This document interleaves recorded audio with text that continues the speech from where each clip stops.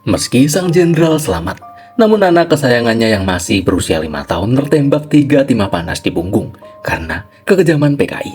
Menahan sakit selama 5 hari dan akhirnya gugur karena kondisi Ade Irma semakin memburuk.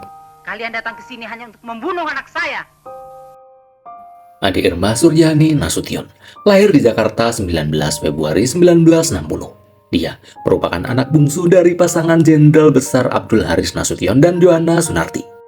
Pukul 4 pagi tanggal 1 Oktober 1965, ketika semua masih tertidur pulas, 4 truk militer yang berisi pasukan Cakra Birawa menyerbu kediaman resmi Jenderal A.H. Nasution.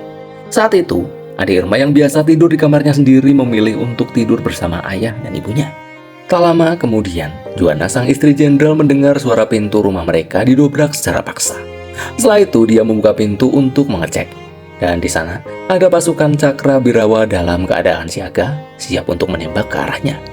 Joanna kemudian sigap menutup pintu dan segera menyuruh suaminya agar segera kabur melalui pintu belakang karena ada pasukan Cakra Birawa mencarinya. Namun A.H. Nasution yang penasaran berusaha untuk memeriksanya sendiri. Tepat ketika beliau akan membuka pintu, pasukan Cakra Birawa langsung menembakkan timah panas ke arah pintu. Jenderal segera tiarap termasuk istrinya. Pintu kamar kemudian dikunci dari dalam. Ketika itu pula, pasukan Cakra Birawa menghujani pintu kamar lagi dengan peluru.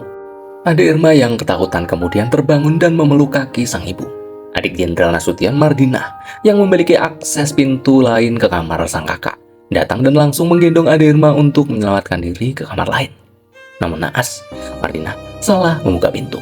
Seorang pasukan Cakra Birawa yang gelap mata langsung menancapkan 3 timah panas ke tubuh Ade Irma kecil. Hal itu langsung membuat Joanna mengambil Ade Irma dari pelukan Mardinah. Meski sang anak sudah bersimbah darah, namun neneknya Ade Irma tak menangis sedikitpun. Usai sang jenderal menyelamatkan diri, Joanna sambil menggendong Ade Irma yang terluka menemui pasukan Cakra Birawa. Joanna mengatakan kalau sang jenderal sedang tidak ada di rumah. Beliau pergi 3 hari di Bandung. Kalian datang ke sini hanya untuk membunuh anak saya. Setelah kejadian itu, Ade Irma dibawa ke Rumah Sakit Pusat Angkatan Darat. Tapi kondisinya tak juga membaik dan 5 hari setelah itu, tepatnya pada tanggal 6 Oktober 1965, gadis kecil yang tak berdosa ini menghembuskan nafas terakhirnya. Dan sebelum pergi untuk selamanya, Ade Irma dengan kondisi berbaring lemah mengatakan sesuatu kepada kakaknya. "Kakak, jangan menangis, Ade sehat."